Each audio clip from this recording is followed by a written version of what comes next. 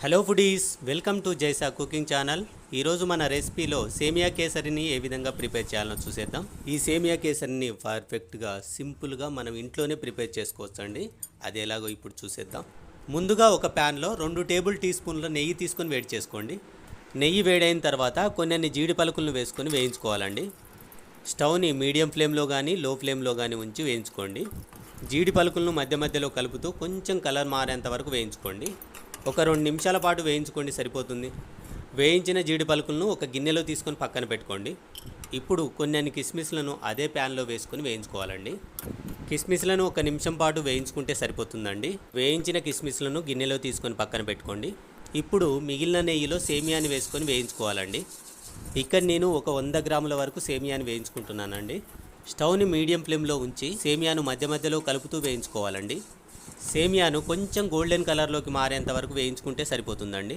వేయించిన సేమియాను ఒక గిన్నెలో కానీ ఒక ప్లేట్లో కానీ తీసుకొని పక్కన పెట్టుకోండి.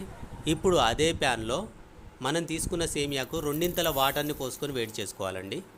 అంటే 1 కప్పు సేమియాని తీసుకుంటే 2 కప్పుల వాటర్ని పోసుకుంటే సరిపోతుందండి. ఇప్పుడు మనం తీసుకున్న వాటర్ని బాగా మరగనివ్వాలి. వాటర్ మరిగేటప్పుడే మనం వేయించుకొని పెట్టుకున్న సేమియాను ఈ వాటర్లో వేసుకొని కుక్ చేసుకోవాలండి. స్టవ్ని మీడియం ఫ్లేమ్లోనే ఉంచి కుక్ చేయండి. అప్పుడే సేమియా అనేది పర్ఫెక్ట్గా కుక్ అవుతుంది. సేమియా పర్ఫెక్ట్గా కుక్ కావడానికి 7 నుండి 8 నిమిషాలు పడుతుందండి. సేమియా అంతా కూడా దగ్గరగా వచ్చేంత వరకు కుక్ చేసుకోవాలండి. ఈ వీడియోలో చూపించిన విధంగా మనం పోసుకున్న వాటర్ అంతా కూడా డ్రై అయ్యేంత వరకు కుక్ చేసుకుంటే సరిపోతుందండి. ఇప్పుడు మనం తీసుకున్న సేమియాకు ఒక 3 పావులంత చక్కెరను వేసుకోవాలండి. ఇక్కడ నేను 100 గ్రాముల సేమియాని తీసుకున్నాను కదా. 100 గ్రాముల సేమియాకు ఒక 75 గ్రాముల చక్కెర వేసుకుంటే సరిపోతుందండి. వేసుకున్న చక్కెరను ఒకసారి బాగా కలుపుకోండి. చక్కెర వేసుకొని బాగా కలుపుకున్న తర్వాత ఒక 2 నిమిషాల పాటు కుక్ చేసుకోండి, సరిపోతుంది. ఇప్పుడు కొంచెం అంత ఇలాచీ పౌడర్ను కూడా వేసుకొని కలుపుకోవాలండి.